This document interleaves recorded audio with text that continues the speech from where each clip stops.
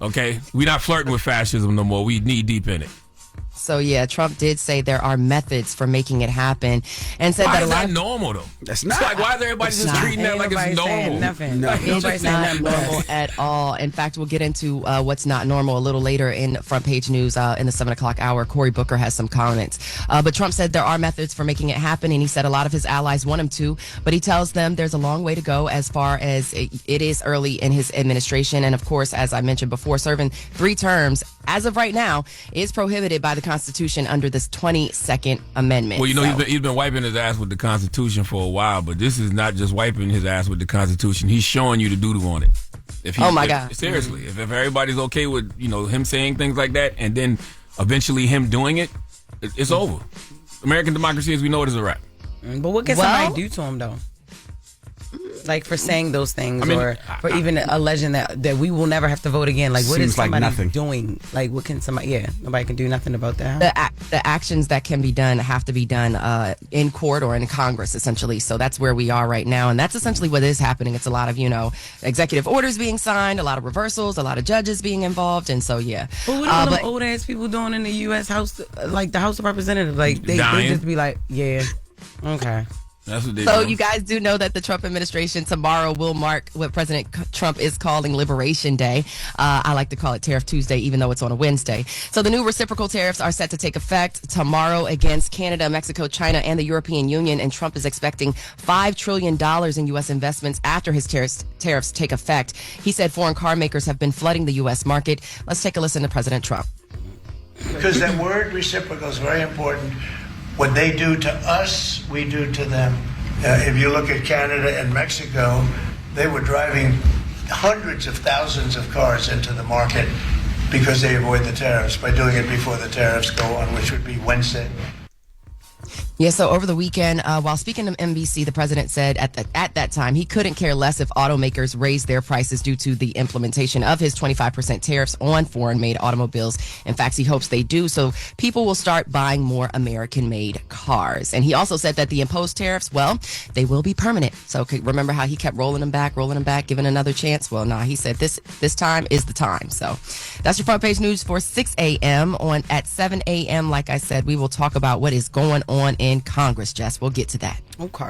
All right. Well, thank you, Morgan. And I think what people are saying that they're going to start buying used cars because it won't affect the used cars as much. So people are going to start buying used cars, and those new cars are going to be sitting right in the dealerships.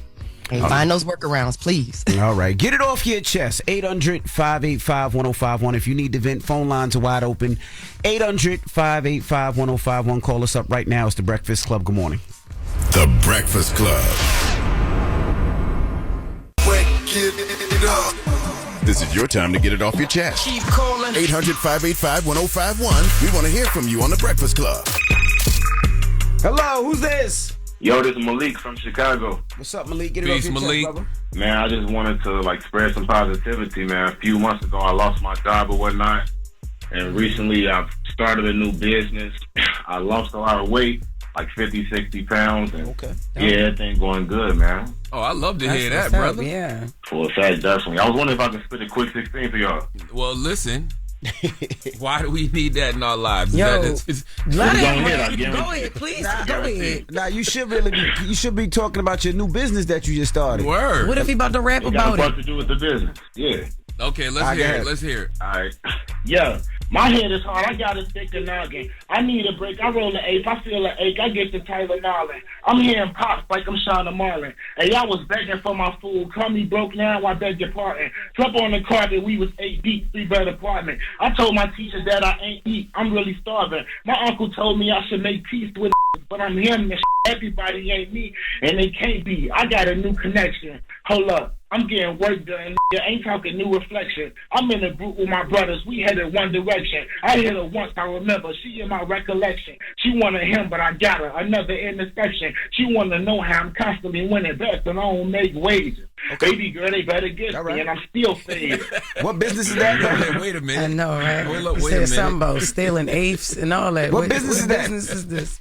I got a content creation business, so I really just be making a bunch of content videos or whatnot. But I'm also an artist, so it works out for me. What's funny to me is it sounds like he passed the phone to somebody. Remember he was just talking regular? It sounded like he passed the phone. That's me for sure. That's me for sure. I just had to turn on my artist voice. You know how it goes. I got that. I got you. All right, man. Good luck, Good, Malik. brother. Keep on Can I keeping put out my on. Instagram real quick? You should have did that first. Right. My Instagram is _fader. That's _FADAH, like the magazine, but AH. All right, brother. So it's not like the magazine. Nah, right? he right Not what at he's all. saying. It's for fader, like the magazine, just not spelled fader. It's God All bless. right, whatever. 800-585-1051. Get it off your chest. It's the Breakfast Club. Good morning. The Breakfast Club. This is your time to get it off your chest, whether you're mad or blessed. I hate the way that you walk, the way that you talk. I hate the way that you dress. Everything with me is blessed. Call up next. 800-585-1051. Not just me. I'm what the culture feeling. Hello, who's this? This is Abe, Trucker Abe. Trucker Abe. What's up? You not rapping this morning, are you? No, I'm not rapping this morning. Okay. All right. Get it off your chest, brother. I just want to talk about this potential third term of Trump. Whether you like him or dislike him, the man is very crafty and smart on how he does things. You don't have to violate the Constitution to go ahead and get in there a third term. Yes, And you do. that's the thing. Yes, you do. No, you don't. Yes, you do. Tell me how No, you you can don't. tell me how you can serve a third term without violating the Constitution. Because the Constitution very distinctly says that you cannot run again. You don't have to run. Him and J.D. Vance can switch positions. J.D. Vance run, he can be his running mate. He become vice president. J.D. Vance to see his position. Boom, you got Trump for a third term. So there's ways around to doing it where you're still within the bounds of the law and the Constitution. He's just smart with everything that he does. Now he might not be very nice or politically correct or however you want to say it, but he's smart about everything he does. You guys never talked about Apple bringing all this money down. They want to stop making phones over China because of the tariffs. Things like that. Toyota bringing all this money over here for jobs and things like that. You guys never talk about that kind of stuff. I want to encourage you guys to at least talk about some of the stuff that could have a positive impact, like all these jobs and billions in the economy. Let me tell you let me tell you something. If that happens, I'll be the first person on this radio saying what he did work. I don't think that's gonna happen, my brother. You don't think what?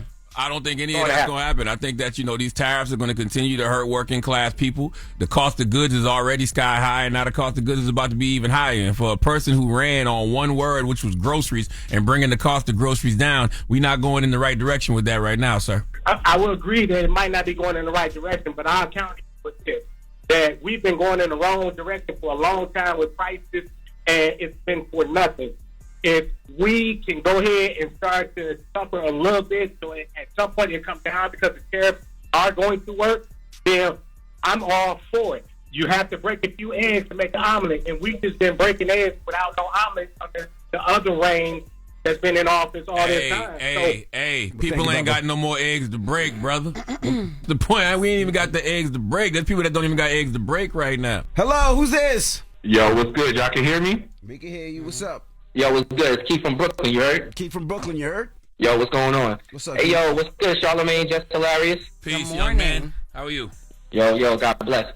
Hey, yo, real quick, I just want to talk about the whole term, entertaining the whole third term. I understand that, it's not technically normal, but it had a third before by Franklin Roosevelt. FDR. He did a third term and a fourth term. Yeah, he got 4 terms. You know what I'm saying? He actually died. And you know what I'm saying? So, even though it's not technically normal, but in office, it's been done before. And in that Constitution, it's only been codified since like the 50s. It has, so, throwing that out there. All right. Well, thank you, brother. All right. God bless you guys. Love you. Yeah, Love you. Love you too. Yeah, what he said is right. FDR served the third term and a fourth term. Yeah, but that was 1933 to 1945. He died in 45. Like, what are we talking about? No, he did, but, Hello, who's this? Good morning, DJ Envy. This is Yusef from Roselle, New Jersey. Yo, what up, Yusef? What's going on?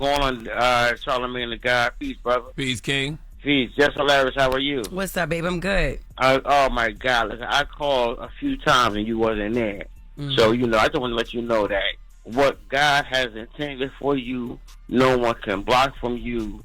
And if they're talking about you, then you're doing something right. And I love to see you together. I love Loren.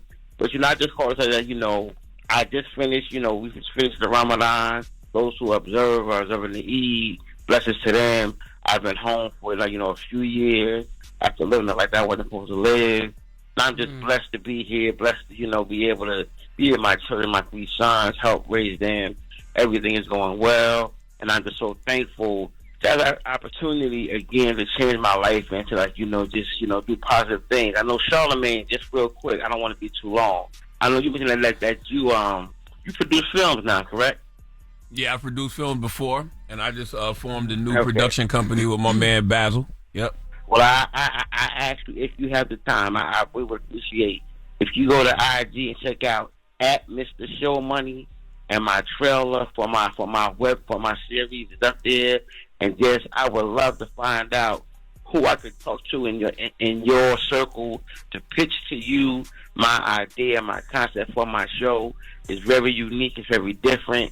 You know what I mean? It's at Mr. Show Money on IG. If you just check it out, just if you could have someone DM and just say what you think is good about it, what it needs more of, I would appreciate that. That would mean everything to me. Okay. I love what you do in the mental health space and everything like that. And I just love listening to y'all every day. And blessings to all of y'all and y'all families. Man, thank you so much, brother. Hold on, brother. Get it off your chest. 800-585-1051. Now we got the latest with Loren coming up. So don't move. It's The Breakfast Club. Good morning. The Breakfast Club. Morning, everybody. It's DJ NV, Jess Hilarious, Charlamagne the Guy. We are The Breakfast Club. Let's get to the latest with Loren. Loren becoming a straight fact. She gets them from somebody that knows somebody. She gets the details. I'm a homegirl that knows a little bit about everything. She be having the latest on this. The latest with Lauren LaRosa. Sometimes she have facts, sometimes she have details, sometimes she have a little bit of everything. Well, it's the latest. On The Breakfast Club. Talk to me. You all right, Loren? Good morning, guys. You had a long night. Girl. Rapunzel. I am here. Rapunzel, let down your hell. Yes. She had a party last night in the city. Yes. Charlamagne, the bar is still hitting me. She don't got time. Tread lightly this morning, okay? All right? You had a great party last night. Thank you. A lot of people pulled up for you. Shout out to everybody that came out. It was at Affiliate Rooftop. Shout out to Belair Event, Simma, who put together the event for me. Everybody that showed up, Glock Topics, a lot of the media that supported Shade Room. Of course. It was so many people there just there to have a good time. Tasha Smith, I missed Tasha pulled up. Yes, she got there early. Lauren missed that one. She left 10 minutes before because she said she had another event, so she came early. Literally, she sent me a video. Her and Sam. 10 minutes later, I pulled up, and I'm like, "Dang, how I miss her." What did you get for trying to make a grand entrance? No, I had to get so much of my family came from Delaware, and I didn't expect it. So oh my God, people came from Delhi. Girl, they on their way here right now. They want to see y'all. They want to meet y'all. They excited. That is what's up, yo. My mom is still here. Don't say because my aunt loves you down, but she'll cuss you out too. Okay. She's from Delhi. Period. The big D, not the little one. Okay. Now to the news. So yesterday, before we went out to the party, we sat down and we did the latest with Lauren LaRosa, the podcast, and we talked about this on the podcast because this is crazy. Marvin Sapp now is, I guess, trying to apologize and take some accountability, but I'm not buying it. Let's take a listen. There's 1,000 of you. I said close them doors. Close the doors. We all gonna leave together. There's 1,000 of you tonight, and those that are watching, it's 1,000 that's watching online. If I get 1,000 online to give this, if I get 1,000 in the sanctuary to give this, that's $40,000 tonight. I'm challenging each of you all down here to give a $20 seed. But I need everyone standing up here with us, with me, to plant a seed of $100. Because again, it costs to sit up here. And this is what I need you to do. If you're giving electronically, or even if you're giving tangibly, I'm gonna have y'all come to the altar and give it, because I need to see 1,000 people moving. Take your phone and stick it on the bucket. Giving is worship. It cost to sit up here was the crazy part. That's VIP. Exactly. You got to pay to play. That was not him apologizing. That was his original comments. But I'm glad we played that first because it's going to make him apologizing not sit well with y'all either, in my opinion. Now let's take a listen to him on a Ricky Smiley morning show explaining what happened in the apology. People took issue with me saying shut the doors. Understand, I never said lock the doors. Yeah. Shutting doors means that people still have the ability to go in and out. And I can honestly say, looking at the video, maybe I was a little more assertive than I should have been. And I can apologize for that. But number one, the $40,000, if it was $40,000 that was raised, was never given to me. That money was raised for the purpose of taking care of the budget for their conference. Number two, it didn't happen at my church. It happened in Baltimore. Number three, people take issue with me being firm with the ushers. But the doors needed to be closed, and there was a lot of pandemonium stuff that was going on out there.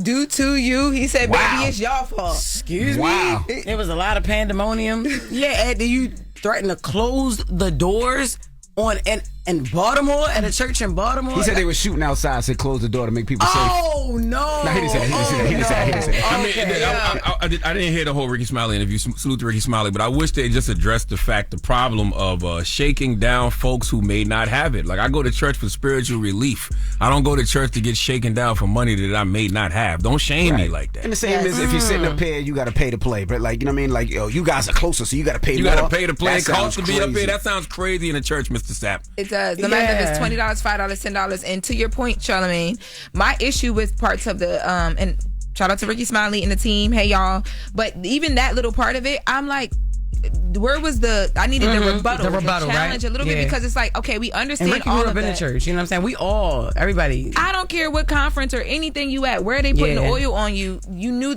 like, to me, and there were videos going viral of other pastors doing this. To me, I feel like this is something, it's like you're kind of tone deaf just a little bit. And it's okay to say you messed up. And then none of this to me is he saying, hey, I messed up. Yeah. It's like excuses I was for just what in the happened. moment. I am sorry. I don't blame it on the Holy Ghost. Just take accountability for it. Yeah, it was wrong. Especially in Baltimore, because I know he ain't even get 20,000 at the closing the door. Okay, I already know. Okay. Okay. What you know about that? That's why he closed them doors exactly. at that church. I can't believe that. They don't even know what just happened.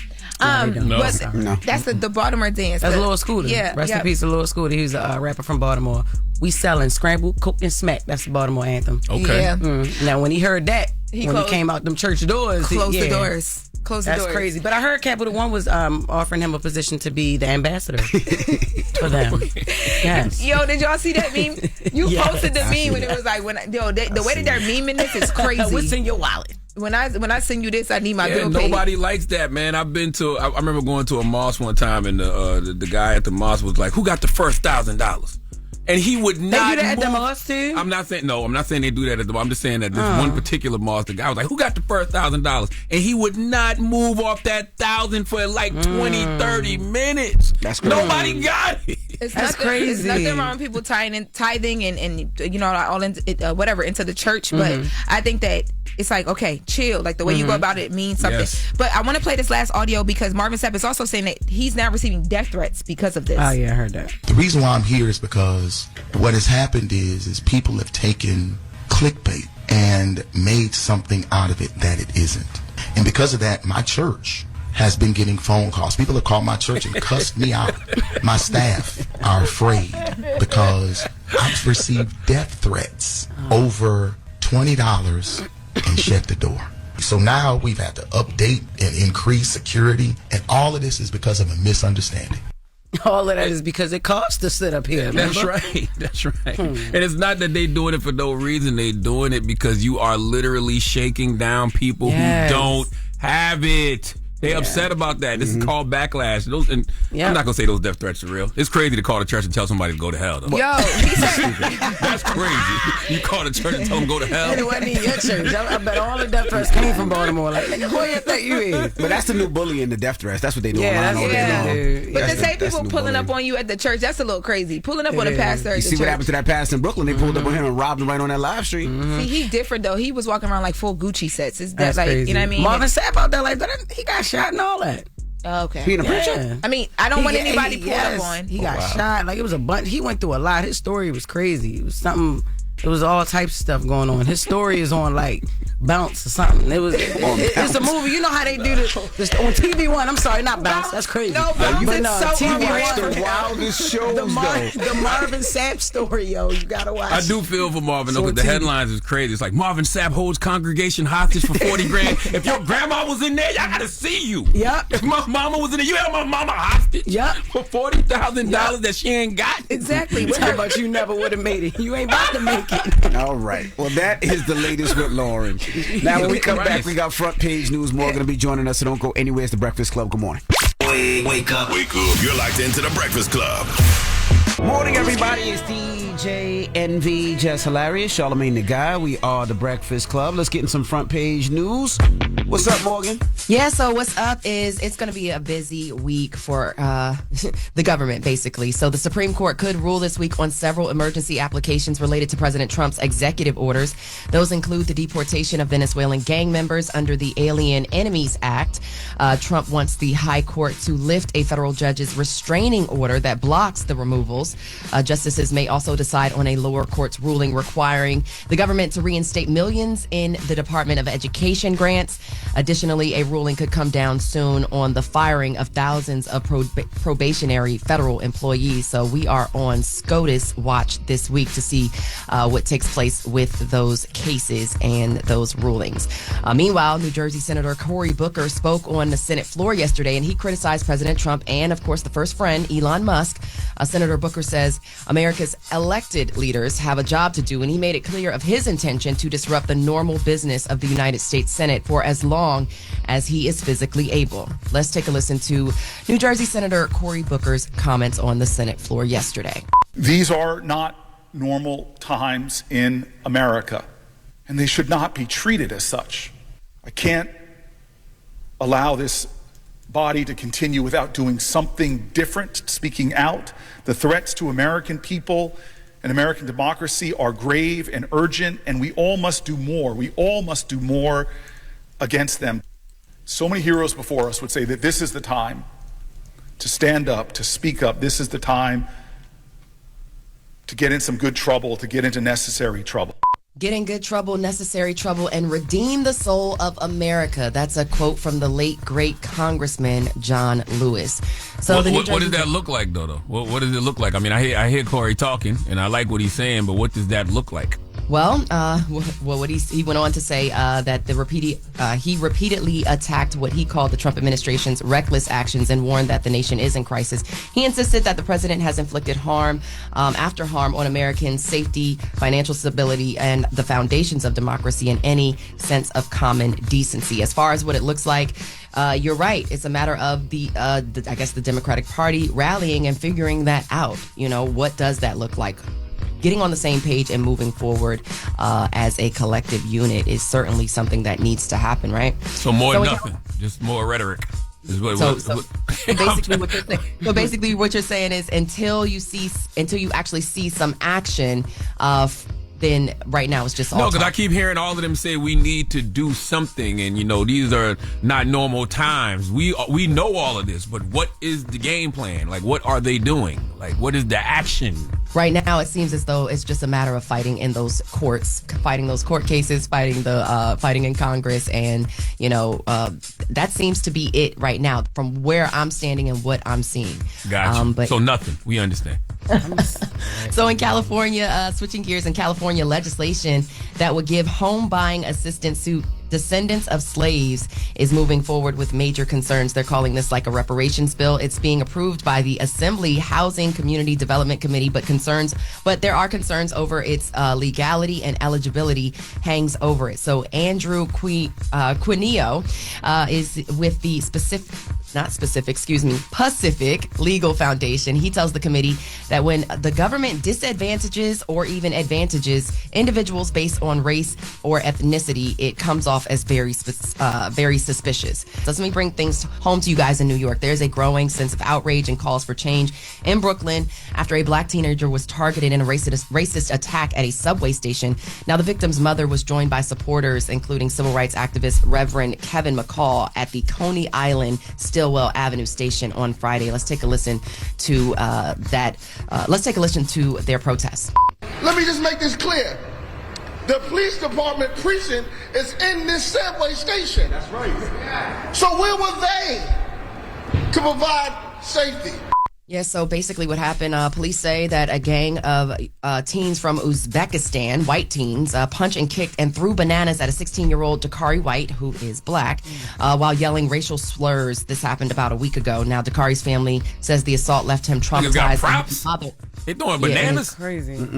And his mother is also calling for more arrests. There was one teen who was arrested and charged with assault, but his family, Dakari's family, is calling for more arrests and more to be done. So here we go with these types of situations. Now, as they should, because if it was any other ethnic group, they would be looking for those people, sun up, sun down, trying to find those people. If it was the LGBTQ community, they would be looking sun up and sun down for those individuals. Throwing bananas at a gay man after you beat him up would be crazy. Oh my God.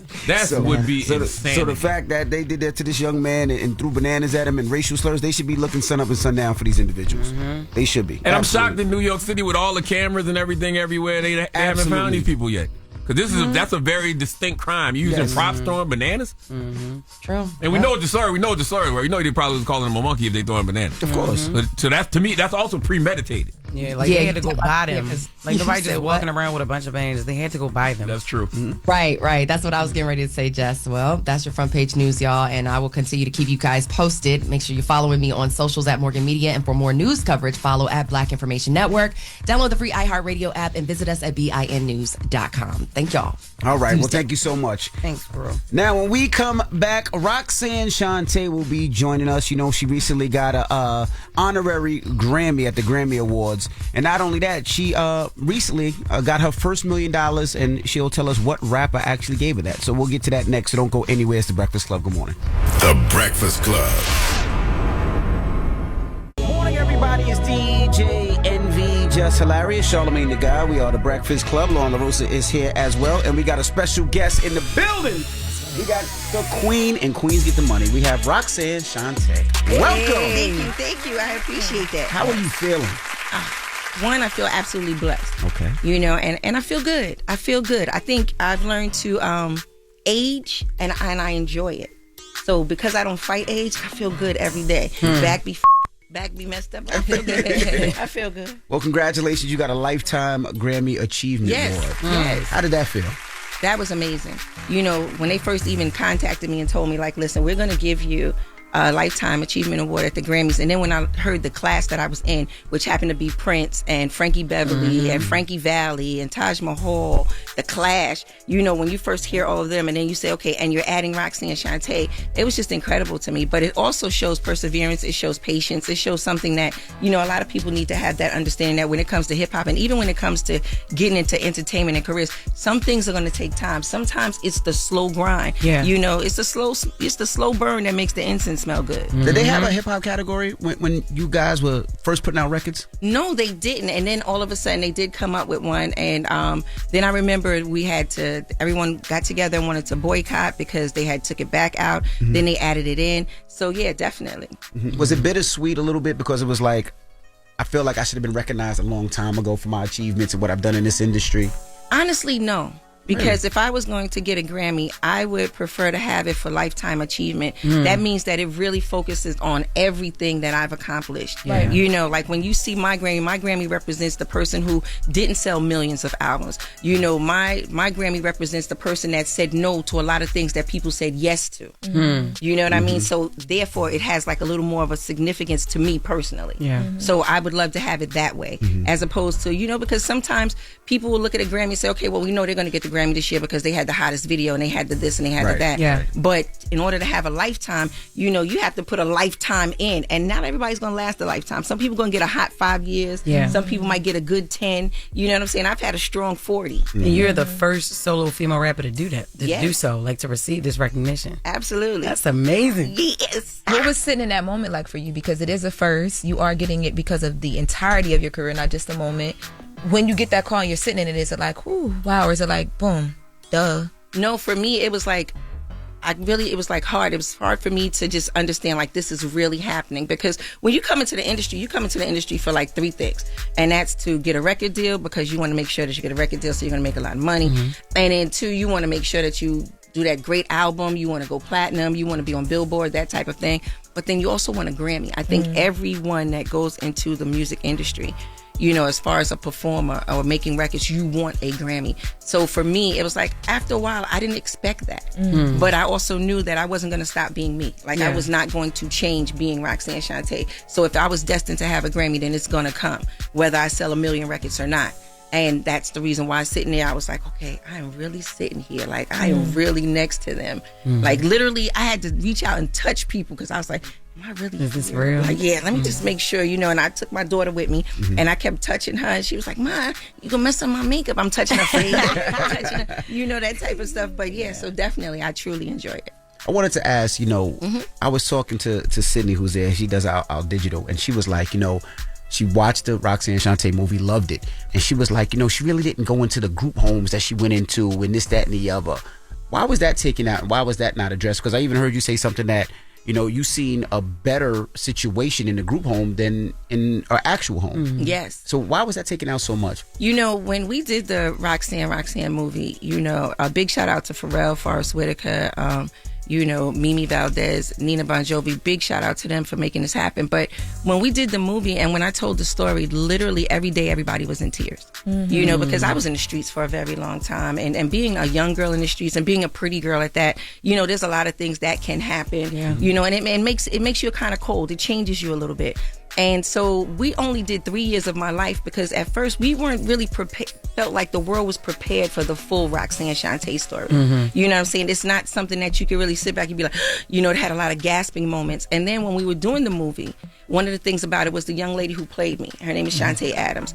It was her first time. She had just came out of school June 26th, and July 5th we had her already taping. This was her first time being in a movie, and there were a lot of things I didn't want to subject her to. Wow. You know what I mean? Because I knew that coming in the industry, it's whatever you are first presented as is what you continue to be in the industry. Yeah. I don't care how much you try to change, they see you as that first time they were introduced to you.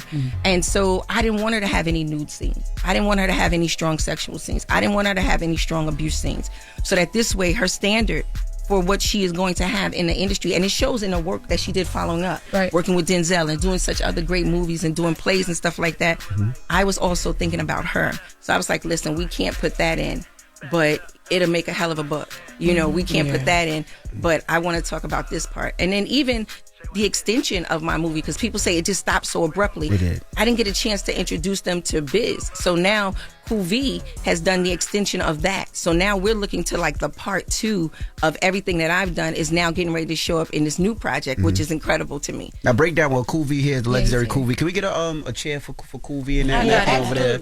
And while we're getting a chair for him, now how did Biz get introduced? Biz Markie. How did he get introduced? He was sleeping in the hallway in Queensbridge. Like that was my introduction to Biz. To Biz Markie. Was sleeping in the hallway in Queensbridge, but he was sleeping there because he was working with Shan, and Biz had the energy that we all needed, because he said, we're going to be stars. And I really couldn't see that, because we're sleeping in the movie theaters on 42nd Street, and I'm putting my feet across Biz's lap because I hate sticky floors. Like, still today, like, I will lose it if the floor is sticky. I will get up and mop in the middle of the night. That is one of my things, you know, because I don't want the floor to be sticky, you know. And so for me, one of the things was Biz would always say, don't worry about it, Shani.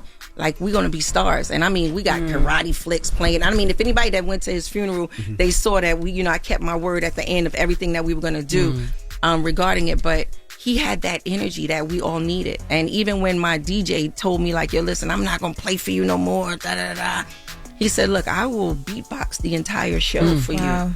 And he beatboxed so much that night, he literally had to put his lips inside of ice water. And so these are the stories that people didn't get a chance to see. So that was the extension with Cool V saying, you know what, the story has to be told. And there's no way that you can tell a Cool V Biz Markie story without Cool V. Of course. So Cool V gives you the whole vision of how it takes place from Cool V's eyes and what he's seeing. which is incredible. And my daughter gets a chance to play me, because who else going to be Roxanne, Shante? That's right. Okay, that's how you do it. All right, we got more with Roxanne, Shante when we come back, so don't move. It's the Breakfast Club. Good morning. And we're still kicking it with Roxanne, Shante. Cool V, how did y'all know Biz Markie was the one, right? Because if you look at Biz, you ever been around Biz, you'd be like, no way he's gonna be a successful rapper, because he always is joking. He's always laughing. He was like the big teddy bear. Absolutely. Like, how did you know he was gonna be the one? Because he never gave up. He literally dreamed, like on moments when I was like, listen, I'm about to go back to dating hustlers because this is not working. We all have those times where I've been there. Yeah, exactly. Like, listen, I need a fur. Y'all playing. You know what I'm saying? And I know I can get this. And so he still had that, like, no, this is what we're going to do. This is it. And so even going through, not only going through group homes, but also going through foster care, Biz always wanted to be loved. He always felt like he was the last to be chosen. He was the last to be picked. He was the last to be fed. He was the last to be dressed. And he was like, don't worry, we're going to be the first. You watch and see what happens. We're going to be the first. So nobody knew the backstory of what we were going through in order to even become this. Like before the Roxanne, Shante and the Roxanne's Revenge, nobody knows about, 42nd Street and being night kids and different things like that. And with Biz, you just knew that there's something magical about him. Like literally when you looked at him, because he wasn't the nice looking one and he smiled like as if they was bright whites and baby they wasn't. And he used to smile and he just had this whole vibe about him that was just incredible. And you say, you know what? His energy and his magic rubs off, because sometimes we just need that magical person next to us. Yeah. You know what I mean? And then he made all of us have that magic. And I realized, okay, you know what? I can be that magical person for somebody because Biz was that for me. So you become an incredible hype man, but then before you know it, you become the front man. Yeah. Was it true that Biz had ownership or part ownership of Teletubbies? Was that true? That was always a rumor that went around. And I was just curious, was that Listen, true? you mess around Don't with ask me Biz. that. You mess around with Biz, he own half Hold of up, everything. I gotta win. Biz, you know what I'm saying? Nah, well, Biz could create Yeah. some entertaining stories, and because of that is another reason why he was one of the greatest entertainers ever. So no, I don't know. You know what I'm saying? Because that's between him and his estate, whether or not he getting that Teletubby money. You know what I'm saying? Yeah. But if that's the case, then I'm definitely the purple one. The reason I say that is that was one of the one interviews I'm upset we missed, right? I would always see Biz on the road, right? Because Biz, after he rapped, he started getting into DJing heavy, and I would always see him on the road, and I would always say, "Yo, you gotta come." He'd be like, and he would call Charlamagne, he would call myself, and that was the one that I was like, I would just love to sit down and just talk to Biz. I would have loved to, man. Yeah. Well, like Biz was the connector. Yeah. I'm still with her to this day. He connected me with everybody, like all of us. Like she shared her platform. Biz connected the other pieces to go to the puzzle. And you know what I'm saying? And like she said, his stories, whether they were true or not, it made you feel good. And that's why everybody loved him. Was his friend. Everybody was his cousin. Everybody was you him. know what I'm saying? So you would love the stories because the stories would get your attention to pay attention to the talent. And his talent was he believed. He believed, like you say, the little engine that could. Yes. That was the ultimate hip hop little engine that could, because he wasn't the best rapper. He wasn't the best beatbox. He wasn't all of these things, but he loved to do it. And he said, "We gonna be stars. We gonna be stars. Watch." And when he said it, you know, as much as you would say, "Yeah, right," He made you believe it. it put that battery in your back to say, "Let's go. Yeah. Let's make it happen." And then we all did, you know what I'm saying? Because everybody got their super talent. Right. We we combined forces and we became that Juice Crew All-Star thing. Yeah, we like the super friends. Yeah, we're super friends. Everybody We came together. Everybody got their own talent and we respected each other's talents, but we all pushed each other to be better. All right, if you're just checking in, we're still kicking it with Roxanne, Shante, and the legendary DJ and producer Cool V. The one thing that I was always bothered me about Legends is I felt like you guys crawl so everybody else could run, right? And I always felt like I love the flowers, and I'm sure you guys love the flowers too. But I always felt like the industry did you guys dirty, right? As DJs, producers, rappers, performers, they ate and made billions of dollars off this thing that you put on your back and did it for the culture and did it because this came from the heart. And I don't feel like you guys ever made the right money for that. You know what I mean? Because you still had to put your kids through school and your kids through school. How did that always make you feel like the industry did you dirty, like you never got what you was deserved? You know, for me, I think I might be one of the only ones that was not angry. Like, I just was never angry. I felt like what I'm supposed to have, I'm supposed to have. What I'm going to get, I'm going to get. It is destined. And so I never looked at it like, okay, well, why aren't they picking me? And why don't I have this? And why can't I have that? Instead, I would look at some of the things that some of the artists would go through. Because if we look at it now, like if we tally up everything right now, I'm in a better position than anybody that was hot in the 80s. And that's both financially, mentally, physically. At this point in my life, I am better than most of them, if not all of them. And the reason why is because I was willing to wait patiently until the universe said, here, you can have it. I came in the industry at 15. At 15 years old, you give me $1 million, it's going to be gone in a year. Why? Because I'm going to want a car. I'm going to want this. I'm going to want that. I'm going to want these things. Okay, so now you give me $1 million in my 50s. I'm going to maintain that for the rest of my life. Why? Because I've already been put in a great position. And when we talk about being put in a great position, you know, I have a show, you know, Have a Nice Day, LL Cool J's Rock the Bells Radio. And I have a show, and we started off with 30,000 listeners per day, and now we're reaching millions per day. So he had LL seen the vision and was like, look, your voice and your storytelling and your experience, we need to have you on every day. So he set us up. So automatically I went and got Cool V, because there's no way that I could be in any position of growth and not look behind me and see one of my Juice Crew members. Like, they have to be in the room. I need them in the room. Right. That is the energy and the magic that comes along with being loyal to each other. So when I look over and I see V, I know I'm going to have a nice day. I know I'm going to have a great day. So because of that, the success of that, and then along comes the Paid in Full Foundation, which Nas is a part of, and because of the Horowitzes. And they say, well, listen, you know what? We want to sit you down, and this is what we want to tell you. For everything that you've done in the industry, for all of these years that you've done all this hard work, and you've been overlooked, and you've been overshadowed, and all of these other things, we have something for you. And we want you to know that this is what you can have. So literally, they made me a millionaire. Wow. So when they made me a millionaire, I remember doing an interview, and they said, well, now that you have the money, which I would have never saved from then, the money that I would have never had from then, you know, from everything that went on between people going through drugs and different things like that. Now that you have this money, what is it that you do now? And the first thing I said is sleep, because I never knew what it was to sleep. I knew what it was to rest. I knew what it was to take a nap. I knew what it was to catch a quickie, that type of thing. But I never knew what it was to sleep since I was 15 years old. Wow. Never knew what it was like to just get under the covers and sleep. So when I received the check, I slept, you know, and I told him, I said, like, for the first time in my life, I know what it's like to sleep. And not worry. And not worry. And not have to be woke up, because now I got something to do, a job I have to do. You know, now, do I get up to go to work? Absolutely. I love my job. I do what I do. But the main thing is, I now know what it is to sleep. And so some people don't understand that.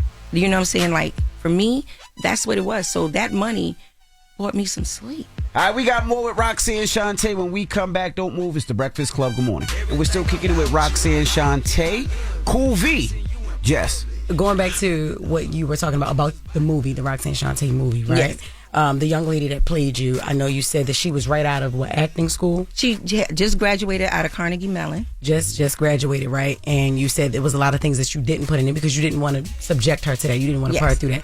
Was that also because you felt like she was so fresh and new that she wouldn't be able to embody all of that trauma? Because your story is enough to, like you said, people were crying on set every day while you're telling them the stories. Do you feel that she could really convey that with her being such a fresh, like right out of school? Well, you know honestly, she won Breakout Actor of the Year from Sundance from my movie. So it was never a question of her ability. It was, how would they see her? Like, I sat back and I noticed that there were a lot of actors that had played parts that were never able to get out of them. So if she played Roxanne Shante, you know what I'm saying, and baby, my numbers was high. Like, baby, champ stuff. Okay? And I didn't want to put her in all of those positions. You know what I'm saying? Literally. You know, I didn't want to do that to her. And so I just wanted to make sure that when they viewed her, they saw the talent that had to be played emotionally in every part, rather than have her play something else. So that's really what I felt from that. Okay. I wanted to go back to something you mentioned too, with the Rock the Bells with LL Cool J. Yes. I was reading about, I think this was when he was advertising last year's show, the owner, like you're a minority owner in the brand too? Yes. That is amazing as well. Oh, and I think that I think a lot of people don't talk about that part of what he does with Rock the Bells and how important it is, and that being the foundation. Can you talk a little bit about his first phone call to you about that and kind of how that felt and how it came together? This whole thing came about in order for me to have the Have a Nice Day show. Was I did an interview, and I was doing an interview about the movie, and I was doing an interview with Elle, and we're sitting there and we are talking and we are laughing, and he is saying, you know what, I feel like you're interviewing me. He said, you need to be doing this. He said, I'm getting ready to start up this company, and I'm getting ready to start this radio station. He said, look, this is what we're going to do, B. This is how he does. He goes, this is what we're going to do, B. He still be licking them lips. Yeah. Up here, he was doing it. Yeah, he still does. He's like, yeah. So look, this is what we're going to do, B. I'm going to make you part owner, which means everything you work for and how you build this, you're going to see the benefits from it. You know, and not that was more of an incentive for me to work harder, because I was going to work harder for him anyway, regardless. I was going to do this. I'm going to always put my best foot forward. You're my brother. I trust you. This is what you say we're going to do. This is what we're going to do. But just know that the checks on the back is a nice incentive. You know what I'm saying? That's a nice little come along to know that you're an owner. But then it also makes you know the importance of how we represent it. So definitely. So the phone call was like, it wasn't even a phone call, it was a face-to-face. And literally I left LA. When we did get to New York, he had already set it up for me. He was like, look, I know that you had not really done radio, and this is not something, like, I didn't know how to work a board and everything else, so they had to get a whole team together for me. And getting a team together was like a difference, because I didn't just come on as talent. It was like, okay, we're going to get everything that you need, and all you have to do is be you.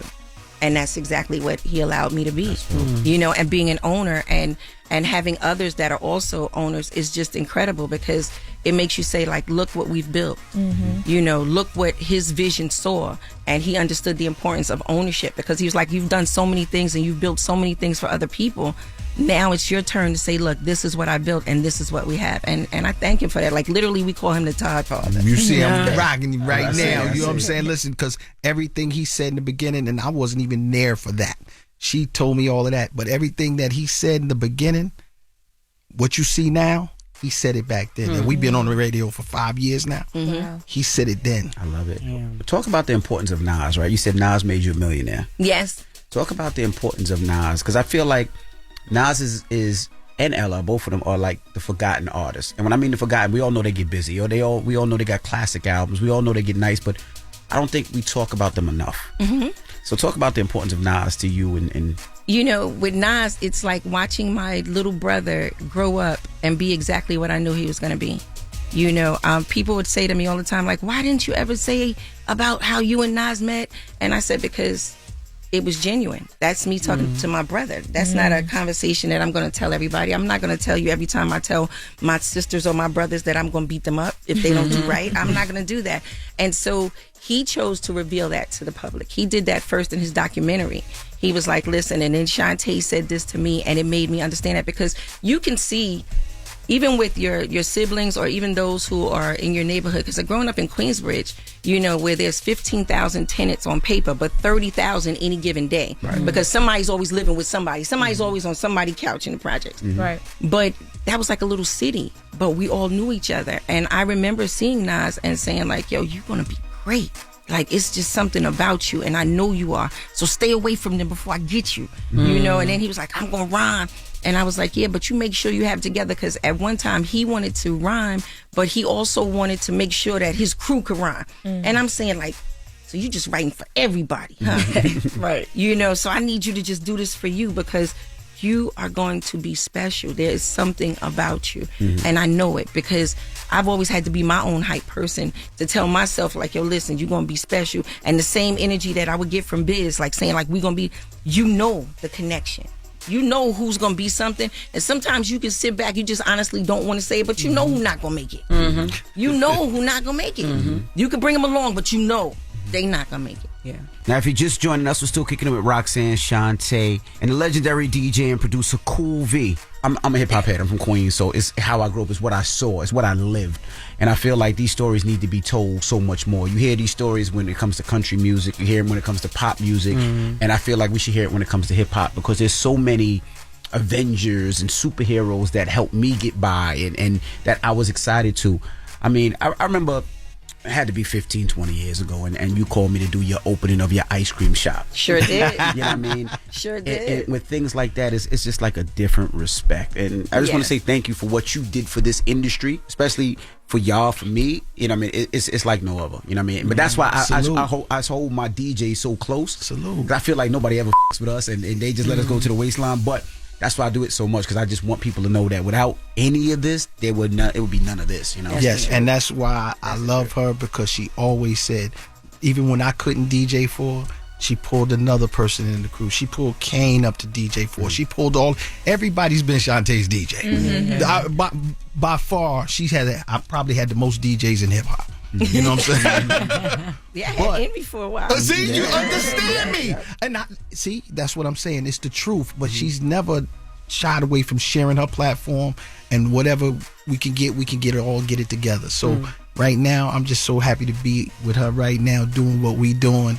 Life is beautiful. That's right. That's right. Well, we appreciate y'all for joining us. Cool V. Roxanne, man, I didn't even think I was going to see no mic today.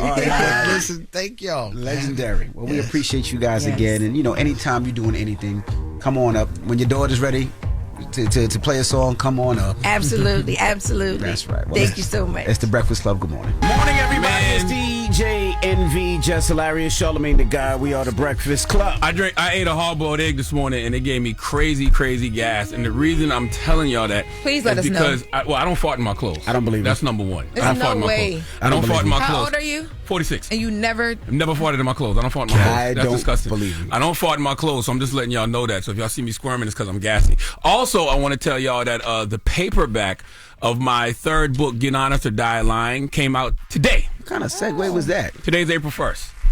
So yes, it's out today. Okay. Gassy. Yes. Available everywhere you buy books. Listen, life moves on. Gas or not. Okay. Well, let's get to the latest with Loren. Loren be coming with straight facts. She gets them from somebody that knows somebody. She gets the details. I'm the homegirl that knows a little bit about everything. She be having the latest on you. The latest with Lauren LaRosa. Sometimes she have facts, sometimes she have details, sometimes she have a little bit of everything. Well, it's the latest. On the Breakfast Club. Talk to me. All right, y'all. So as you guys know, young Scooter passed away over the weekend. And we had some questions even in the room when I reported it about there was like a woman that people mentioned and then the police find the woman and all that stuff. So there has been a 911 call that was released by police in Atlanta that paints a different picture of the stories that were released in the beginning. Let's take a listen to that 911 call. Tell me exactly what happened. I'm the neighborhood watch. And basically, these guys they're like selling drugs in and out of the house. All you see is guys coming in and out of the house with guns and stuff. They hold their guns in the air. I'm not sure if they're pimping. This girl doesn't have on any clothes. They threw her outside. He literally fought the girl. It sounded like they were fighting over drugs. And then they started shooting, disturbing the area. How many shots were fired? I would say 3. When did it happen? It's happening now. And they're coming from 273 William Nye Drive? Yes, and the girl is hurt because she was like bleeding profusely, like blood everywhere. She ran outside naked, and then he was fighting her outside. She tried to get away. He dragged her back in the house, so now they're at the door. He's refusing to let her out. There's also a child in danger as well because she has a baby. Yeah, so when I heard this audio, first of all, it's very descriptive. The woman says that she is neighborhood watch, and people are like, okay, is this legit or not? And I did reach out to police in Atlanta who confirmed to me that this 911 call is legit. They are right now actively trying to find this woman. She called from a 911 only phone, which is basically like, you know how they have like those emergency lines or like where you can only call out if something's wrong in a community or like, you know, even sometimes on like the side of the highways. Like, I don't know if it was... never seen that. Yeah, I ain't never seen that at all either. You never only phone? Yeah, so it happens.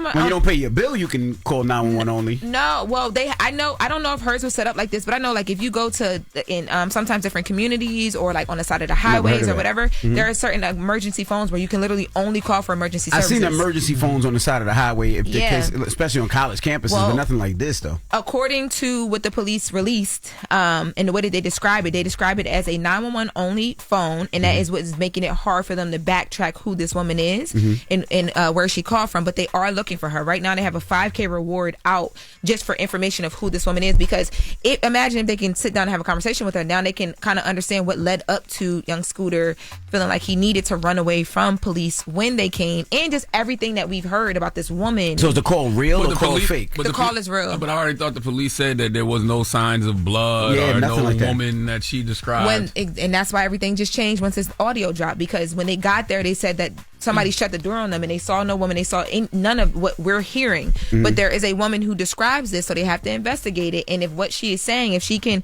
corroborate it in any sort, they got to investigate it. Now, did they also say when they pulled up, they seen a car with shots in it or something like that? Or there was no... I don't remember if it was a car, but they did say that there were gunshots that went off, and I don't know if it was because of this call or if it was because of anything else, but they did say that gunshots went off.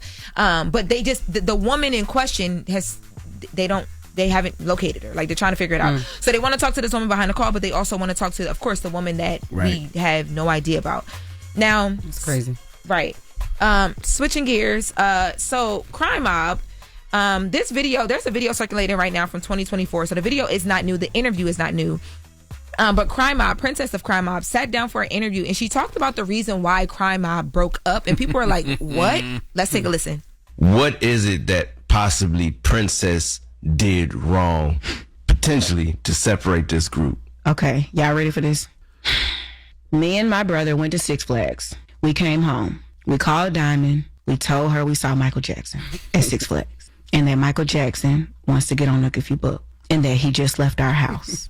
And she needs to come listen to his verse. And she ran all the way from her house to ours. And she believed us. And it hurt her. I'm sorry. I'm sorry. We told you. Michael Jackson. Princess, are you being serious right now? I'm so serious. I'm so serious. How old were y'all when this happened? 16. At the start of Crime Mob. Yes. If I would have known 20 years would go by and you would have a beef with me, I'm so sorry. Okay. That's funny. So she really left the group because she thought Michael Jackson... Hey, you playing too much, Jess? Yo, you really thought that, though?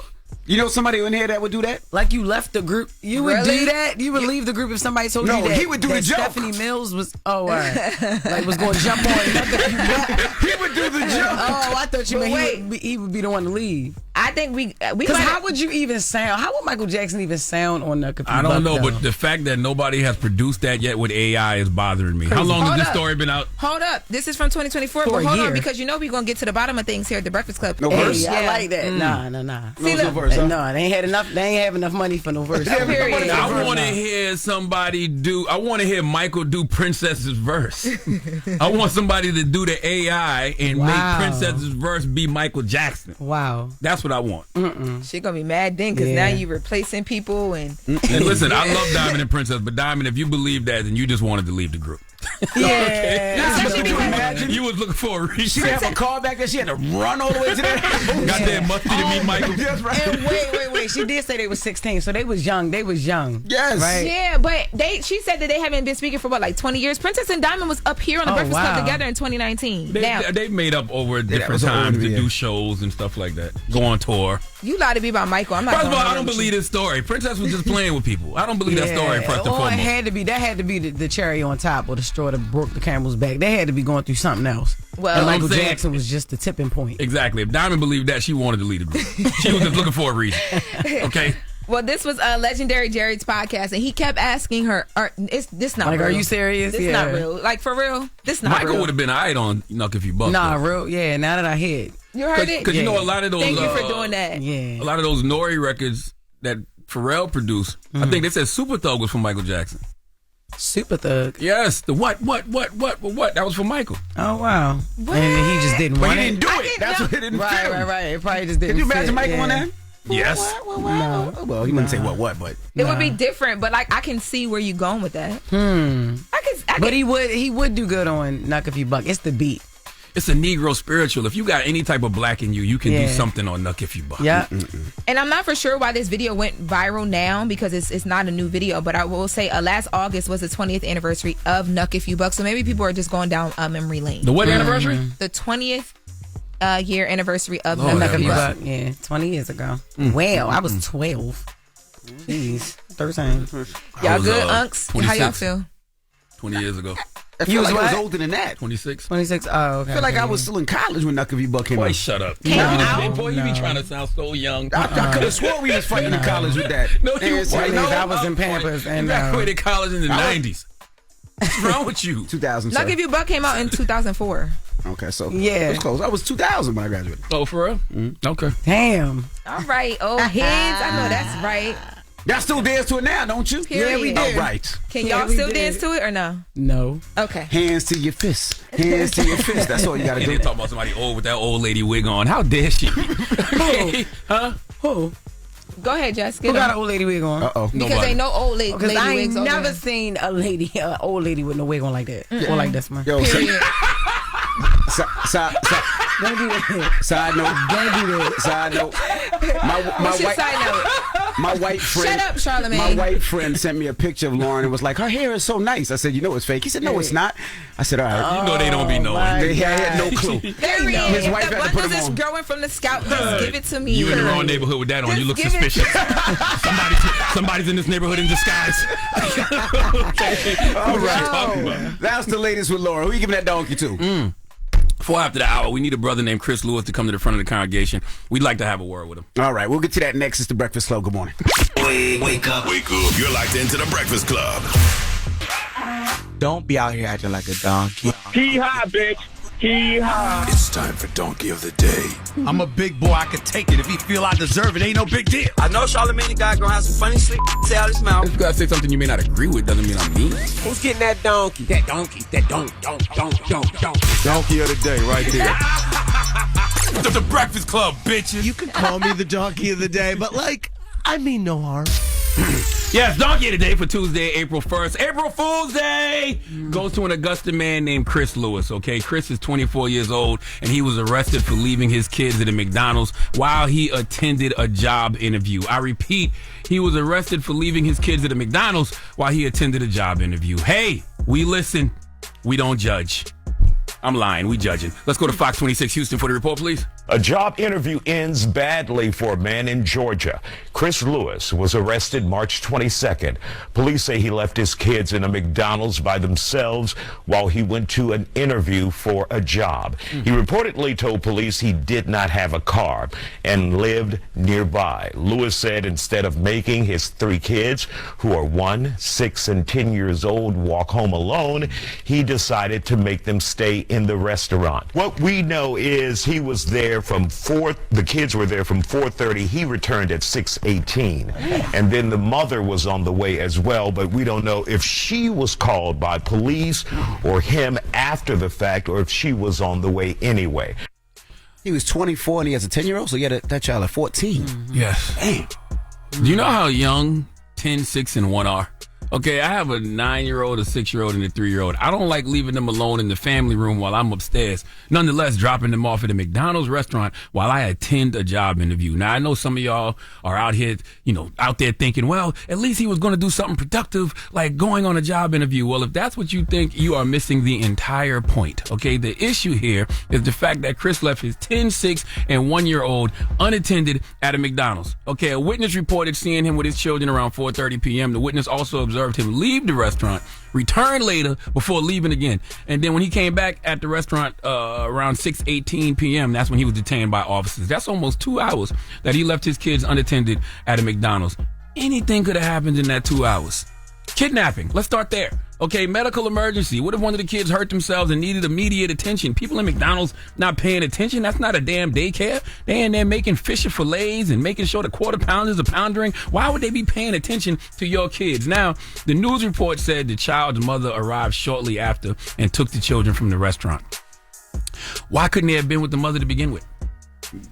Don't nobody got no grandparents, no aunts, where your parents at, Chris? I'm not judging. I'm just asking questions. I'm trying to understand your thought process here, okay? I'm trying to understand why you thought this was okay. You didn't even try to slip one of the McDonald's employees a couple of dollars to say, hey, bro, I got to run to this job interview real quick. Can you just watch my kids for a second? That wouldn't have been the right thing to do either, but it would have been better than just leaving them there unattended.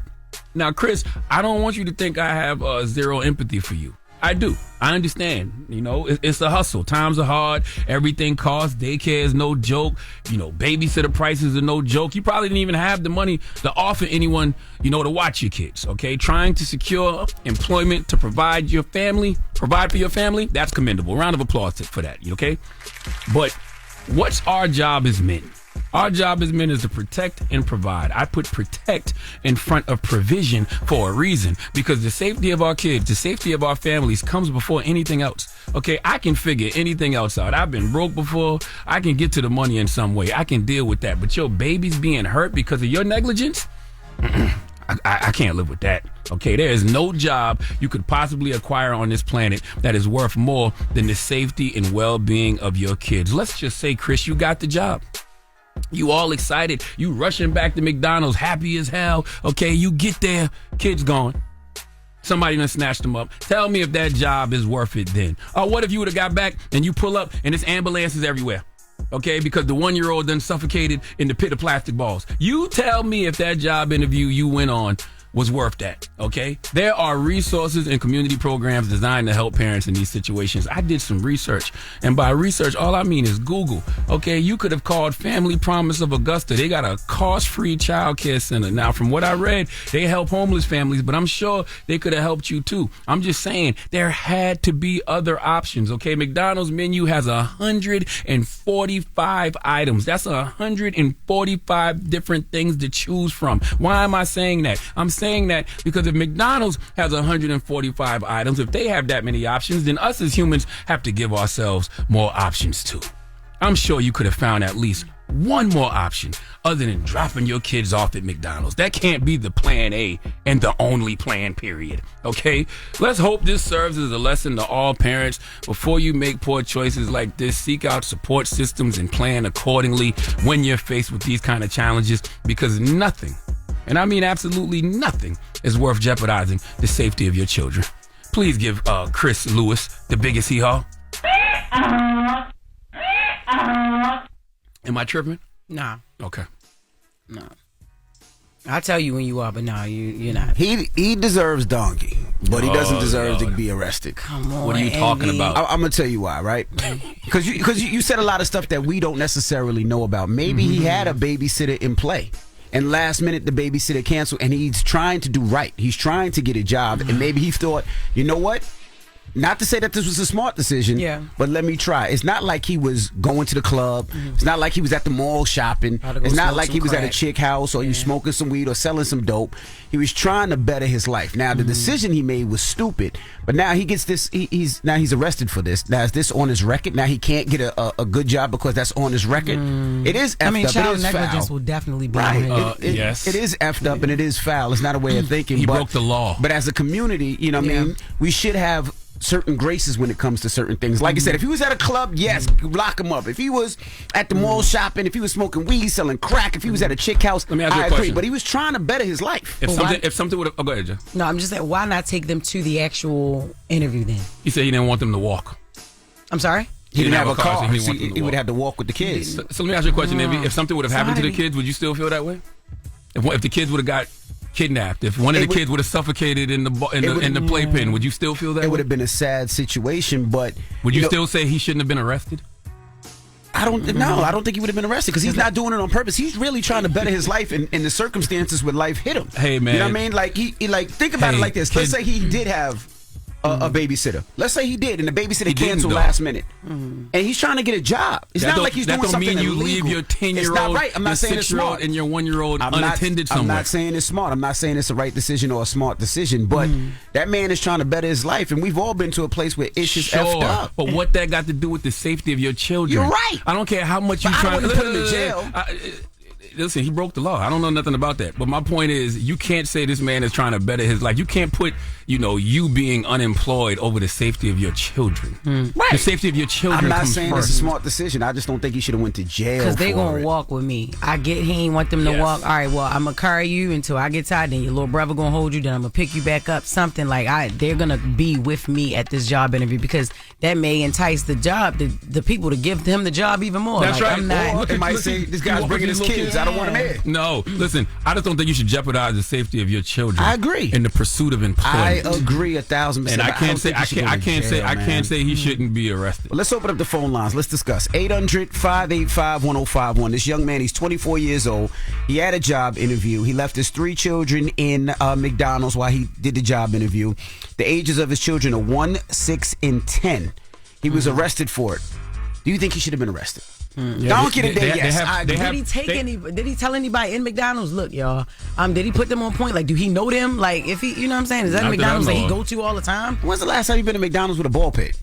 I don't know, because all This of them one look of the pretty last corporate. few. They all look like urgent cares now. Like, it's like... And you know why they got rid of the ball pits? Because they were dangerous. Yeah. Because they were safety hazards to the kids. And that's where you leave your children. You played in it when you was a kid. I played in it when I was a kid. I never played in no goddamn ball pits when I was a kid. And they ain't even had a ball pits in South Monk's Corner. I'm sure they did, but I don't remember playing in them. But they have child neglect laws for a reason.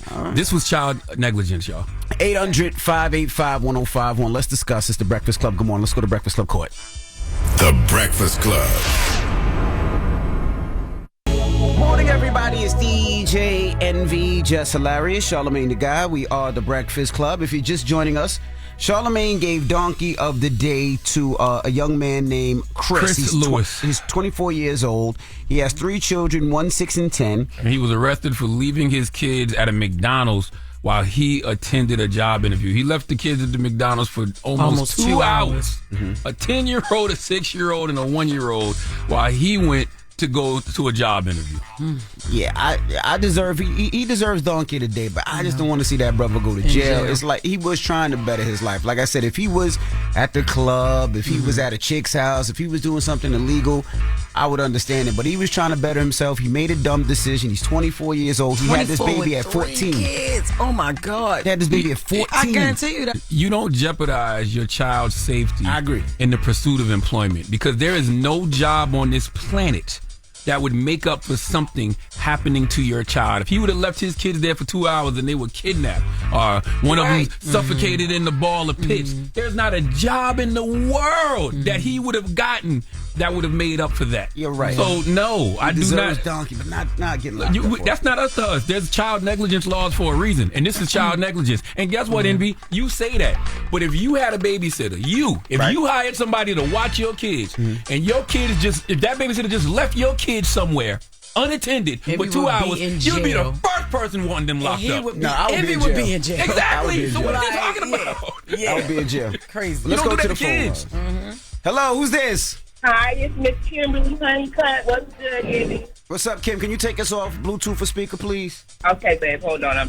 What's your thoughts, Kim? My thoughts is that you're right, and we need to take Charlamagne. I need for him to step down off that cloud that he's on. And remember where you came from, sweetie. Like you said, there needs to be community already in a place so that the young men don't even have to have a thought process like that. And then I just feel like that. I get your donkey the other day is so good, Charlamagne, but I think today when you read that, I don't know, I guess you're feeling yourself because you got your book dropping, but you had no heart or sympathy for dude. Like, this man trying to work. You see how many kids he got? Do you see the economy today? Oh, yeah, you do, because you're always talking about it. Can I ask you a question? Because I did say during Donkey I have empathy for him, but I want to ask you a question. You tell me a job in this world that is worth jeopardizing your child's safety, because if something would have happened to those kids in those 2 hours, let's say one of the kids would have suffocated in the ball pit, well, let's say they would have got kidnapped, what job could he have possibly gotten that would have been worth that? There is no job. Okay, can I ask you? Let me ask you another question. Okay. I didn't answer your question, fool. I didn't answer your question, fool. Calm down. Pipe down. So listen, to answer your question though, it's not about the job that he's going that's jeopardizing his kid. That man's thought process, he's trying to put food on his table. He's trying to work. He's trying to provide best that he knows how. You just broke down the factor that this man has a 6-year-old and he's 21. 24. You do know that the brain doesn't stop developing until you're 25. Absolutely, but you still don't jeopardize your child's safety in the pursuit of employment. And not nobody calling up here who got kids would leave their kids somewhere unattended for 2 hours. A 10-year-old, a 6-year-old, and a 1-year-old. Where I didn't know one person.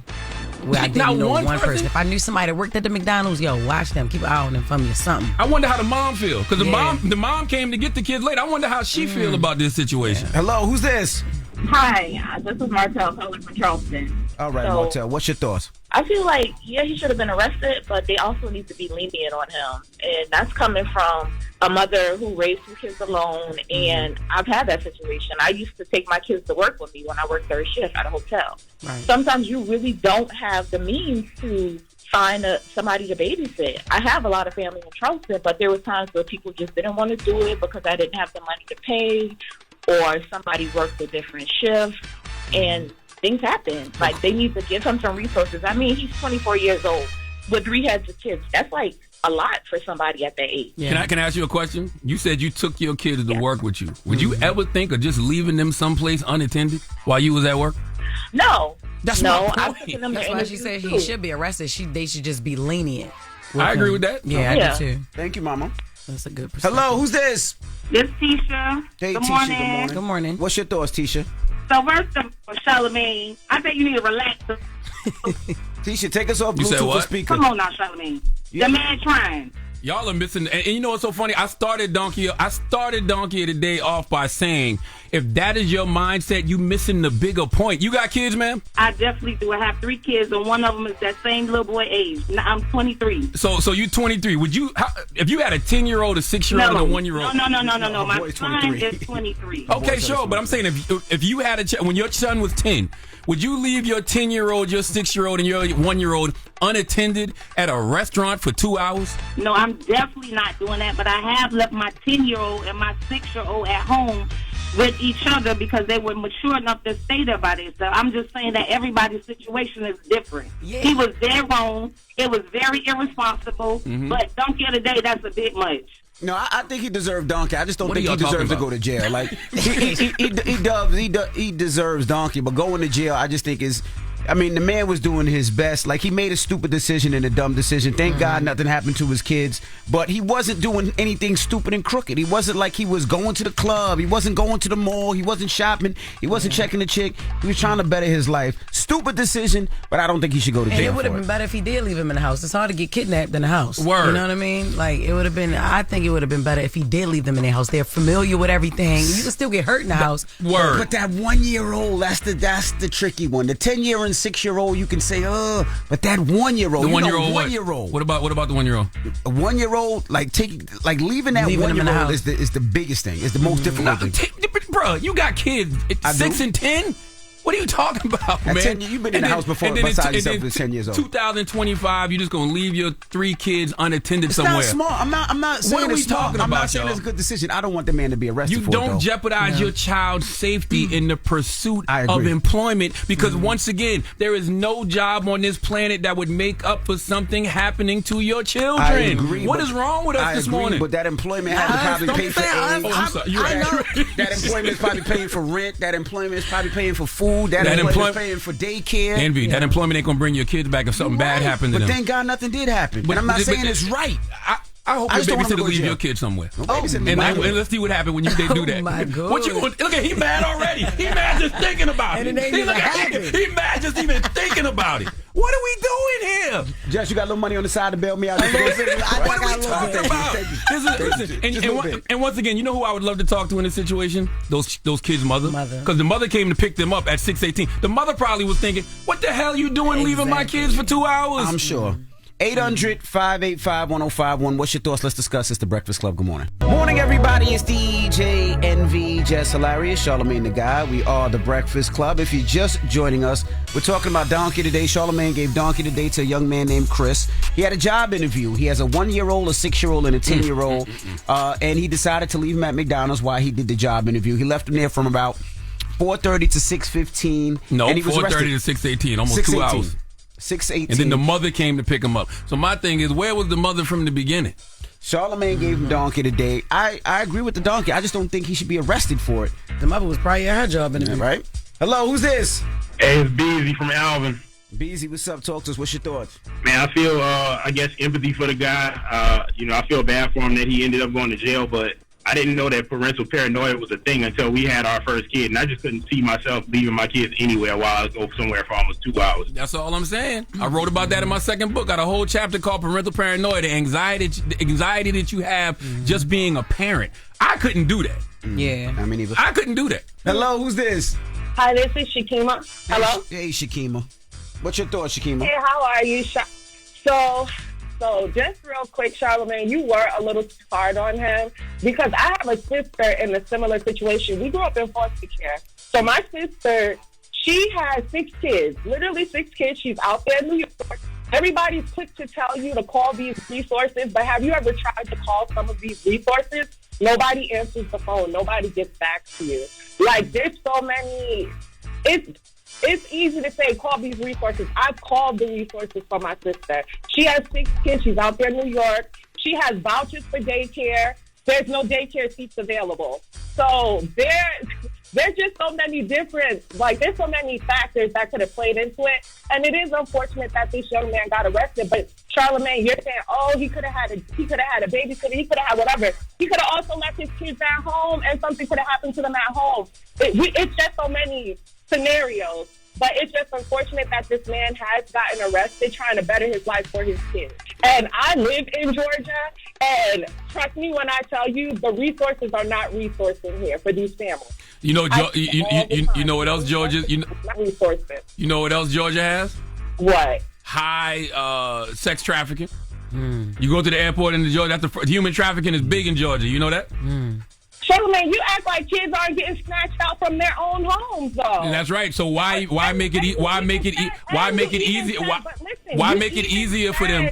You even said he went back to check on the children. You just don't know the full story to give this young man donk the other day. I do think that you kind of forget where you're coming from a little bit, too. Because you're in a better position. Listen. Those resources are not available. Can I say something to you? When I tell you this. Can I say something to y'all? I know that. But y'all keep saying I forgot where I come from. My mama would never leave me unattended anywhere at 10 years old. Times were different. Times were different. Yeah, people are worse. People are worse now. This young man made the attempt to try to better himself. He went back to check up on his children. It's just unfortunate that everything played out the way they played out, and the mom was able to get the children. We don't know. Maybe the mom was at work and they had an agreement to meet up at the McDonald's to get the kids at a certain time. We just don't know. But those resources are not available, especially in our community. They are not available like you think they are. It may be a number, but trust me when I tell you, since COVID, you cannot reach anybody on the phone. I'm realizing. Trust me when I tell you, I see it with my sister. Thank you. I'm realizing that people care more about money than they do their kids. No, it's not. Let me finish. Let me finish. Our job as men is to protect and provide. Facts. Protect comes before provision for a reason. You don't jeopardize your child's safety in the pursuit of employment. Because I'm going to say this for the last time. There is no job on this planet that he could have gotten that would make up for something happening to his child in that McDonald's. And I agree with you wholeheartedly. And I agree with you. He deserves donkey today. I just don't like to see the brother getting arrested. I didn't arrest him. I didn't say you did. I just don't like to see the brother getting arrested and put on his record when he was trying to do better. He's 24 years old. He's a young dad. Obviously, he's struggling out there, and he needed that opportunity. We don't know what happened, if the babysitter canceled last minute, but he was trying to do what's right. You know, we see so many other stories where people leave their kids in the cars to smoke crack, to go to the club and do some negative stuff. He was trying to better himself. He made a stupid decision. Thank God nothing happened to his kids. I just would hate to see that on his record where he can't get a better job for that. As I said, you smack him on his hand, you give him the resource, you explain to him what it was, and then as a community, we uplift him. As I said during Donkey today, if that's your mindset, you're missing the bigger picture. The bigger picture is you don't jeopardize your child's safety in the pursuit of employment, because anything could have happened to those kids. Like my mind don't even work like that. Like I'm not leaving no children unattended while I go run off to do something real quick, especially in a McDonald's. A fast food restaurant. But that tells you how bad it probably was, that he has to pay rent. He has to pay for that food, and they're probably struggling. He probably needs this job and his money. And it was either, look, I got to put my kids in daycare. I got to pay these bills. And we all talk about how you the already prices of said things. if somebody left your kids unattended, You'd be the first person calling the police. No, I wouldn't call the police. I would have to go to jail because you're going to leave my kids there alone by themselves. Yeah, I don't got you calling the police. Why what? Because you don't leave my kids. But also... But I don't know. What if the person has the person's But circumstances? also, I have the same heart. What about the babies in the circumstances? But I gave them a job. They have a job. That person You're obviously not doesn't paying have a them job. enough. They still got to go do. They still got to go make money elsewhere. So they got to leave your kids just real quick for a couple hours to go get some money. But I'm also the type of person, if I'm in McDonald's and the brother told me and see me and say, yo, bro, can you watch my kids for a little bit while I do? I would say watch the kids. I would do that. Something like that. You wouldn't have no questions? If he said he had a job interview and I believed him, I would sit there and watch his kids. You wouldn't ask no questions? You wouldn't be. If they say I got a job and then when the police roll up and be like, hey, this Dominican just kidnapped these 3 kids. Like, what you mean? Yeah, you know what? Somebody just left these kids with me. You're just going to lead it. What's up? What's up with us as a people, man? I ain't doing nothing nice for y'all now. And then, I wonder if the person who called the police, did they at least, like, get the kids something to eat first, or they just straight called the police? If you were That was sitting in there, McDonald's. Yeah, I know. It's like, are y'all hungry would be my first, like, I just want to get them something to eat and then call the police. All right. Salute to that person, too. But by the way, that's another scenario that we didn't think about, right? Yeah. If you're that father, you know that you're taking a criminal chance leaving these kids. Yeah. So now that the police done been called, is that worth it? Because to your point, Envy, now it's on your record. It's making it harder for you to get a job. Right. All right. Well, we got the latest with Loren. Coming up next is the Breakfast Club. Good morning. Loren becoming a straight fact. She gets them from somebody that knows somebody. She gets the details. I'm a homegirl that knows a little bit about everything. She be having the latest on this. The latest with Lauren LaRosa. Sometimes she have facts, sometimes she have details, sometimes she have a little bit of everything. Well, it's the latest. On the Breakfast Club. Talk to me. Alrighty, guys. So we have some serious political focused news that we need to discuss right now. Oh, well. I've printed out a chart that is very important. Please take a listen. Envy, okay? I got Tipsy Lauren. Let's go. Doge, the United States of America, and all that good stuff relies on this next report. So we right now are taking a look at Elon Musk's family chart. Right. Elon Musk, as it stands today, has 14 kids. Jesus. According to this chart posted by the Shade Room and various other outlets. He can afford them. He can. He has 4 baby mamas. Okay. Now, more recently, one of his baby moms, she been giving him HE double hockey sticks. Okay. You talking about Ashley? Oh, baby. Uh-huh. She's the one. Okay. So there is one of his newer kids. The name has not been revealed. Yeah, 5 baby mamas. 5. No, There's only 4 of them. It's 1, only 4. 2, She 3, dodged 4. the bullet. The second wife dodged the bullet. She ain't had no kids. Oh, she had no kids. So Okay. let's back it up. Oh, welcome. I had to poop. That one was crazy. Okay. that was all right. nuts. TMI. Well, welcome. We are going through some very serious U.S. political news right now. Mm-hmm. So Elon Musk, yes. So there's 4 baby moms. One of the wives dodged the bullet, as Jess said. She did not have any kids. His second wife. Yes, that's What you Tallulah. mean? Is that dodging the bullet? That ain't a dodging the bullet. She Tallulah could have came up. You know how much money she could have got? I don't know. He don't even do nothing for them. Go ahead, my baby.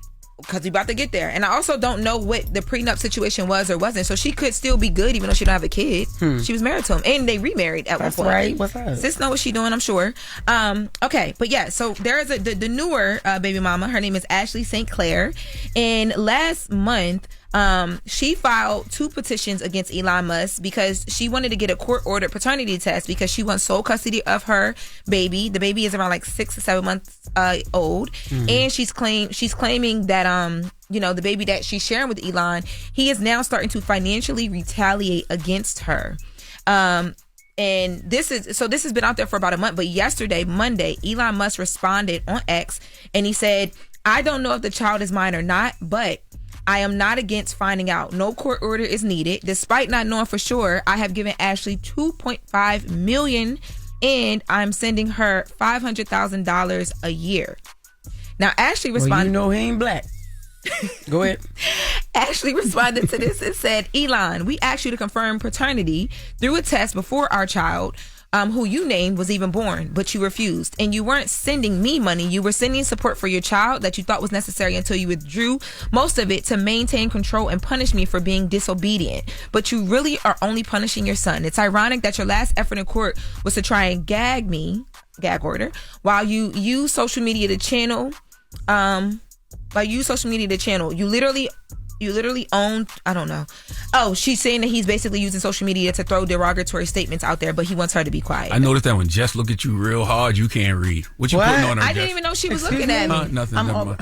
Go ahead, because that poop got you acting real crazy. Okay, focus. Real crazy. This is very important political news right here. She says America needs you to grow up, and she called him a child, a man-child. So this is news because people are like, whoa, $500,000 a year, and in total $2.5 million, and the baby is maybe about 7 and 8 months, and he don't know if it's his for sure. That's why I said this is so ghetto. What's wrong with the $500,000 a year though?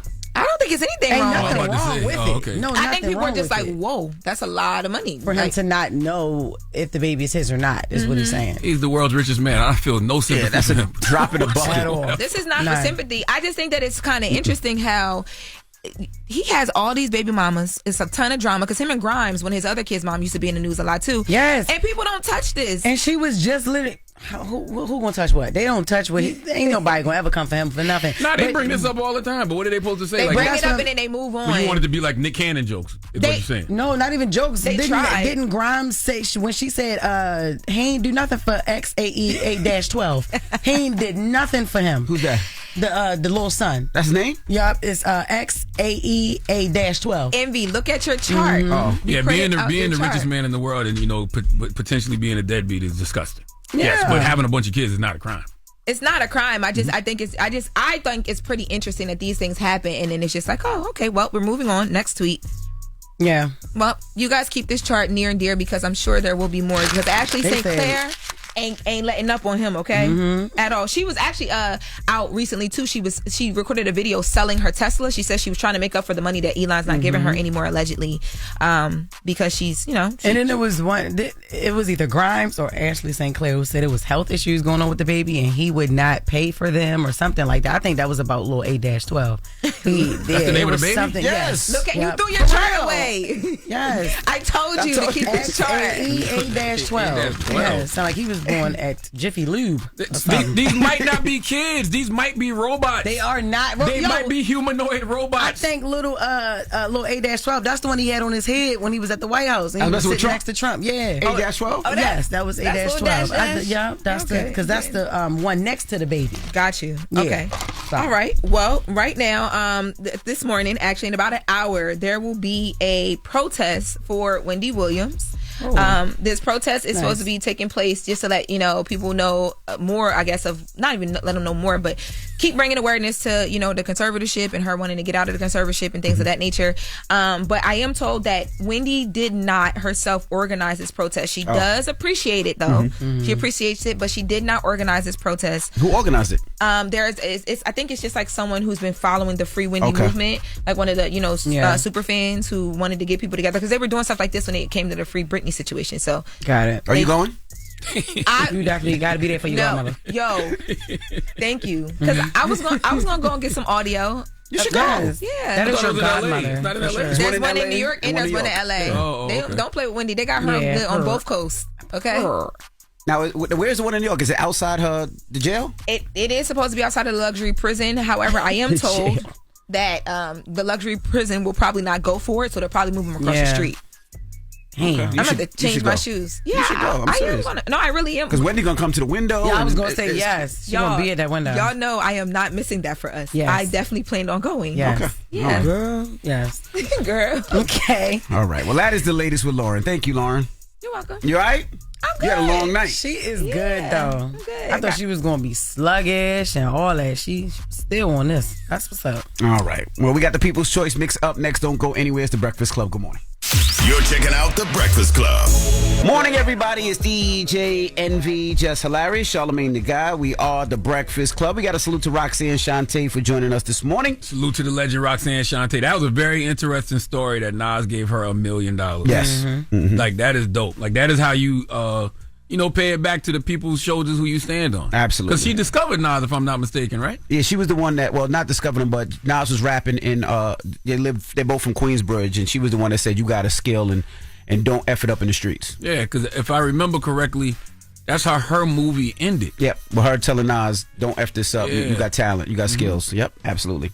And I asked, I said, well, how come you didn't sign Nas? He was like, because Nas is a friend, and I just wanted him to succeed. So I just And never she went said through. she felt like she didn't know enough about the business. Mm-hmm. Too. Yep. She didn't want to mess it up for him. That's right. All right. Well, when we come back, we got the positive notice. The Breakfast Club. Good morning. Morning, everybody. It's DJ NV, Jess Hilarious, Charlamagne the God. We are the Breakfast Club. Loren LaRosa is here as well. And we had fun at your party last night, Loren. Even though we had to swim there because it was thunderstorms, it was raining, it was crazy. Yeah, it was. That's the wig you wore last night in the rain? Yes. Oh, okay. And it can don't stay look in the like rain it got as you rain, see. don't do You it. all right? What's up? What's What? tea? It's so defensive, and I didn't say nothing. I just asked a simple question, and now you're telling on yourself. I'm not telling on nothing, but you I think you want a wig so bad. You want ain't your your edges person to be, making me one? She is, and I'm making sure the edges is laid because, baby, the way you sit up here like Sister Sarah, always on my wig and on my body, leave me alone. I don't be on your wig. You want inches so Listen. bad, it's crazy. Listen, You want inches and He do edges want so inches. bad. He want inches. Just come fully to the light. Yesterday was Visibility Day. No, it was not. Yes, it was. You said Baby told trans me. invisibility No, it was day? not. Visibility Day. Why would you try and get them people? Why would you do that? You said it was lace front visibility day. That's for you every day, And you boo. would love to join that too. See, you Mocha meet- Venice. Go nuts. We waiting on you. We Waiting just on want me you to to know what? it's a safe space, baby. All I want is a wig. I want your. Charlene, it's a safe space. I want your person to make me a wig. They going to. Well, why you get so offended just because I asked if that's the wig you wore last night? Because why you asked me that? Because it really. You didn't ask me about my. Because you know what? You didn't ask me about my outfit. You didn't ask me about nothing else. You asked me specifically about. I'm gonna be leaning honest in. with you. Your wig looks amazing today. I've been wanting Now to say. I don't No, trust I've been it. wanting to say. Something going on with my Listen, hair. no, I've been wanting to say beautiful. that all show. Like it really looks good. Like it He looks just can't bring himself fantastic. to say it. Like your wig looks fantastic today. Like incredible. Can I give you some love? No. Okay. Well, it's April Fool's anyway. So. You ain't that nice. That little arm, you knew that wasn't going to reach over here. Petty, yo. He had me for a second. I was like, where's he going? I'm like, oh, we're trying to figure out. Nah. It's April Fool's. All right. Okay. Yeah. Well, leave us on a positive note. Well, listen, I want to tell y'all to go get your tickets for the 3rd annual Black Effect Podcast Festival happening Saturday, April 26th at Pullman Yards in Atlanta, Georgia. Okay, we got some great podcasts going to be on that stage.